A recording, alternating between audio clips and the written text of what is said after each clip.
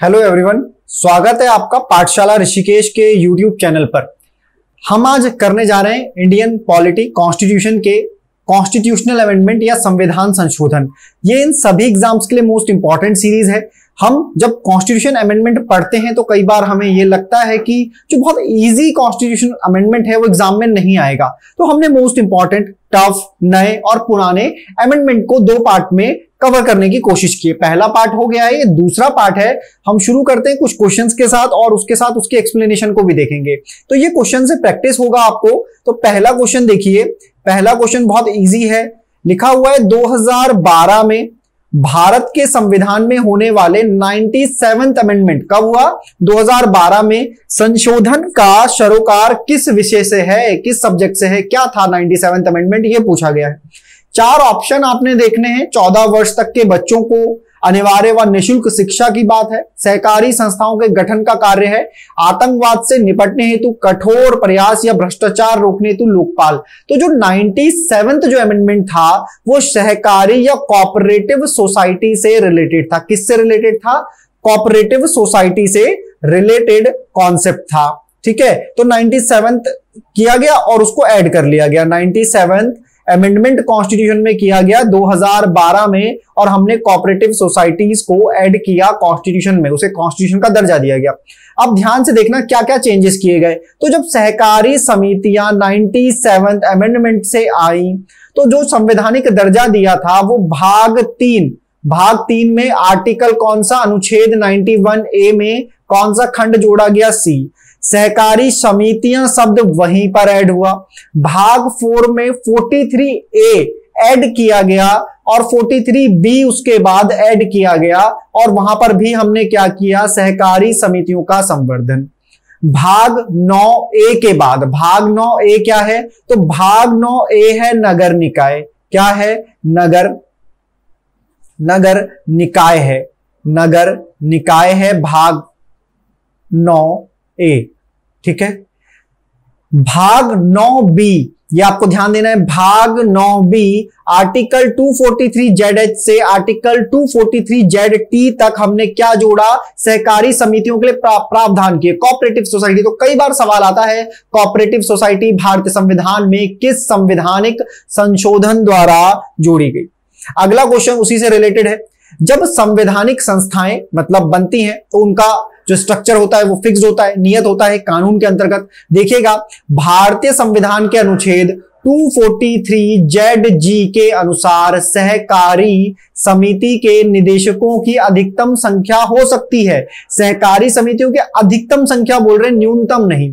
बोला मैक्सिमम कितनी कर लो, तो मैक्सिमम 21 जो होती हैं वो सहकारी समितियों के निदेशकों की संख्या हो सकती है। आगे चलते हैं, उसी बात को यहां पर लिखा गया है 243ZJ के अनुसार सहकारी समिति के बोर्ड में उतनी संख्या में निदेशक होंगे जितने राज्य विधानमंडल। कौन? राज्य विधानमंडल। यानी कि जैसे नगर पालिका है, नगर निकाय है, ग्राम पंचायतें हैं, उनसे जुड़ी हुई जो भी अधिसूचना या नियम कायदे कानून बनाने होते हैं, कौन बनाता है उसे? राज्य विधानमंडल, स्टेट लेजिस्लेचर बनाता है। निदेशकों की संख्या अधिकतम कितनी रखनी है? तो बोला 21 से अधिक नहीं होगी।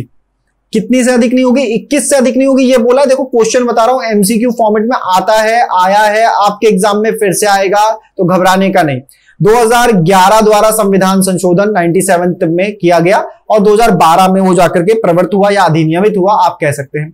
निम्नलिखित में से कौन सा संविधान संशोधन अधिनियम goods and service tax, I repeat, इसे जीएसटी कर लेते हैं, जीएसटी का प्रावधान करता है? किसका? जीएसटी का प्रावधान करता है। तो जीएसटी का प्रावधान करता है, तो ये जो अमेंडमेंट है 101 अमेंडमेंट 2016, 101 अमेंडमेंट 2016 लिख लो, याद कर लो, जीएसटी से रिलेटेड है। क्या है? 101। क्या हुआ था? देखो, असम ने आपको मैं बता दूं, स्टेट के मामले में असम ने इसे सबसे पहले पास किया था।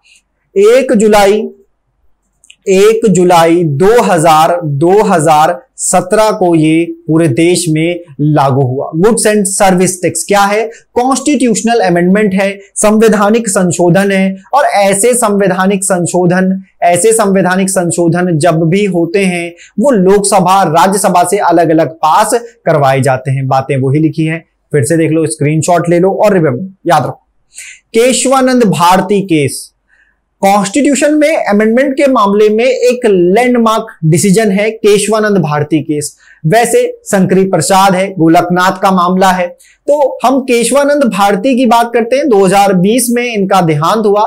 केशवानंद भारती की बात करें तो समय है 1973 का, केरला स्टेट से ही आते हैं।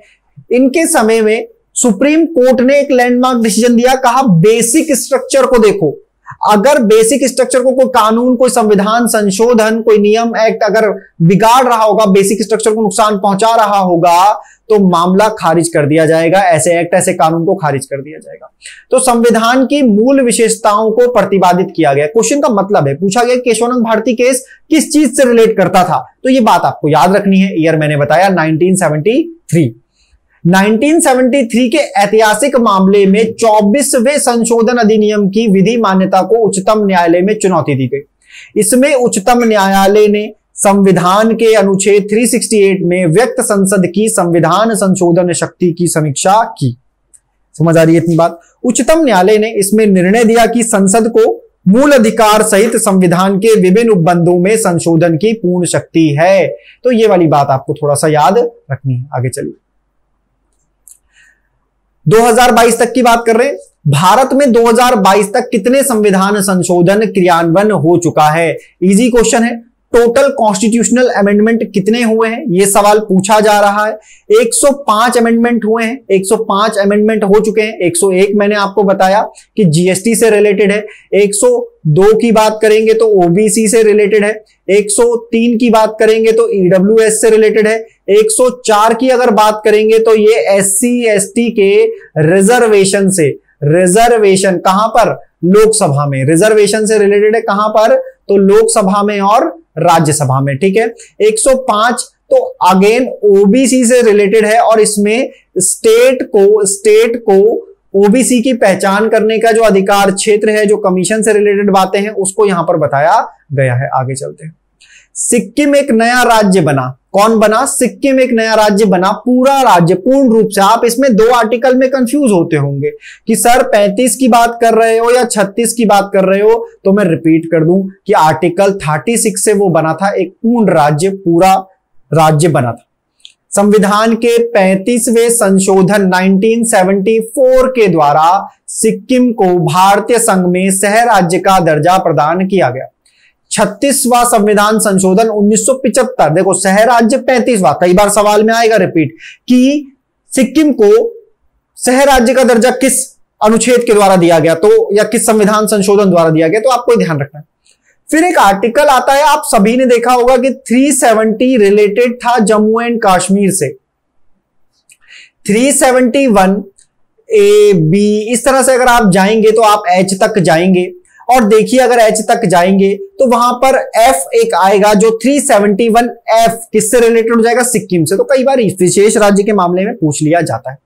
अब कुछ स्पेशल अमेंडमेंट है, क्वेश्चन के फॉर्मेट में भी हम बात करेंगे, लेकिन पहले हम बात करते हैं। ये आपके सामने एक अमेंडमेंट लिखा हुआ है 71वां, 71, कब किया गया? 1992 से। क्या किया गया भाई? कॉन्स्टिट्यूशन में हमारी 8th शेड्यूल है, 8वीं अनुसूची है, 8वीं अनुसूची है। जब 71वां, ये याद कर लो, 71, इसमें हमने 3 भाषाओं को जोड़ा, कोंकणी को, मणिपुरी को और नेपाली को जोड़ा। किसको जोड़ा? तो देखो याद कैसे करेंगे, बोलेंगे नमक को, नेपाली, मणिपुरी और कोंकणी। 71वां अमेंडमेंट। 73वां अमेंडमेंट, 73rd अमेंडमेंट 92-93 में हुआ। 73वां और 74वां दोनों पैरेलल है, ऐसा मान लो समांतर है, एक ग्राम पंचायत से और एक नगर पालिका से रिलेटेड है। तो 73 बहुत मशक्कत के बाद अमेंडमेंट हुआ और क्या किया हमने? पंचायती राज संबंधी प्रावधान किए, 11वीं अनुसूची जोड़ी, 11वीं अनुसूची को हमने ऐड किया और भाग जोड़ा 9, संविधान में भाग 9, और उसमें हमने आर्टिकल 243 से 243 तक हमने कर दिया ऐड। और ये इतनी बात समझ में, आगे चलते हैं। 74वां 74 जो मैं कह रहा था किसके लिए भाई अनुसूची शामिल की गई? कौन सी अनुसूची की गई? 12वीं अनुसूची शामिल की गई। ये जो 12वीं अनुसूची शामिल की गई, इसमें नगर पालिका से संबंधित लगभग 18 विषयों को रखा गया। और इससे पहले वाली लाइन में मैंने आपको बताया कि नगर पालिका हो, ग्राम पंचायत हो, इनको राज्य विधानमंडल द्वारा रेगुलेट किया जाता है। इस संशोधन के द्वारा संविधान में भाग 9 का जोड़ा गया। इसमें अनुच्छेद 243 से अनुच्छेद 243 तक के अनुच्छेद हैं। 73वां संविधान संशोधन और 74वां प्रवर्त हुआ। कब प्रवर्त हुआ? तो 74वां हुआ देखो 1 जून 1993 से, और जो हमारा 73वां था वो था 25/4 अप्रैल से, है ना, 25/4 1993 से। तो आपको ये बातें ध्यान देनी है, थोड़ा थोड़ा याद रखिए। और कॉन्स्टिट्यूशनल अमेंडमेंट बहुत इंपॉर्टेंट है। आपने सारा संविधान पढ़ लिया, अब जो एग्जामिनर की नजर है वो संविधान संशोधनों पर है और वो पुराने उठा करके पूछ रहा है। 102 की हम बात कर रहे थे, ओबीसी से रिलेटेड है। 338 खा, यानी कि आपसे कल पूछा गया सवाल, कल की वीडियो में मैंने क्वेश्चन पूछा कि 338 बी किससे रिलेटेड है। आप सबने बहुत अच्छे से जवाब दिया, राष्ट्रीय पिछड़ा आयोग से। मतलब देखो लिखा है बी, इसको ही समझ जाओगे ओबीसी। 338 एससी और 338 ए प्यारे बच्चों क्या हो जाएगा? एसटी हो जाएगा। इतना लिखा हुआ है। 338 एससी, 338 एएसटी और 338 बी मतलब ओबीसी, ओबीसी। ठीक है, याद कर लोगे आसानी से। यहां पर एससी एसटी ओबीसी के कमीशन से रिलेटेड बातें दिखाई गई हैं। कमीशन से रिलेटेड बातें, कमीशन क्या होता है, क्या काम करता है, इन सब में भी हम आने वाले लेक्चर्स में पढ़ेंगे। जुड़े रहें, चैनल को सब्सक्राइब करें। ईडब्ल्यूएस इकोनॉमिकली वीकर सेक्शन की बात रिजर्वेशन जनरल कैटेगरी में दिया गया 103 संविधान संशोधन से जो 2019 में हुआ। आर्टिकल 15 और आर्टिकल 16 में जो पार्ट है वो 16, 6 और 15, 6 को ऐड किया गया, जोड़ा गया। सामाजिक और शैक्षिक पिछड़ेपन को आधार बना करके 10% का रिजर्वेशन दिया गया। 104 हम डिस्कस कर चुके हैं, आगे चलते हैं। 104 में मैंने आपको बताया 3334 का में संशोधन करते हुए लोकसभा राज्यों की विधानसभा में अनुसूचित जातियों एवं अनुसूचित जनजातियों के लिए 10 वर्षों के लिए जो आरक्षण है, यह आरक्षण नौकरी वाला आरक्षण नहीं है, ये लोकसभा राज्यसभा में 334, 333, 332, 331 जो उनसे रिलेट करता हुआ है। इसी से एंग्लो इंडियन 331 में एंग्लो इंडियन की जो सीटें हैं वो अब खत्म कर दी गई हैं। मतलब जब 2024 का आम लोकसभा चुनाव होगा, आम चुनाव होगा 2024 का लोक चुनाव या लोकसभा इलेक्शन होगा, तो वो होगा 543 सीट पे, 543 पे ही होता था। 2 लोगों को क्या किया जाता था? एंग्लो इंडियन लोगों को नॉमिनेट किया जाता था। कौन नॉमिनेट करते थे? प्रेसिडेंट नॉमिनेट करते थे। वो नॉमिनेशन अब नहीं होगा। क्या नहीं होगा? नॉमिनेशन नहीं होगा। इलेक्शन तो इतने ही सीटों पे होते थे, तो अब सीट भी कितनी रहेंगी? 543 रहेंगी फिलहाल। तो 334 में 334A में लोकसभा की और एवं राज्य विधानसभाओं में अनुसूचित जातियों और जनजातियों के लिए आरक्षण कितना बढ़ा दिया? 10 सालों के लिए बढ़ा दिया। देखो ये इंपॉर्टेंट अमेंडमेंट थे, संवैधानिक संशोधन थे, चाहे वो 73वां हो, 71वां हो, 74वां हो, 86वां हो, 85वां हो, 80 हो, 52 हो, हमने सबको डिस्कस किया है ना। आपको लगातार पढ़ते रहना है और आप एक झलक में देखिए कि फटाफट आपको ये सारे अमेंडमेंट याद हो जाएंगे। कॉन्स्टिट्यूशन अमेंडमेंट, कॉन्स्टिट्यूशन कंप्लीट करेंगे। वीडियो देखने के लिए धन्यवाद। चैनल को सब्सक्राइब करिए। पाठशाला ऋषिकेश के फेसबुक, इंस्टाग्राम, टेलीग्राम और हमारे ऑफलाइन बैचेस को भी आप एनरोल कर सकते हैं। Thank you very much.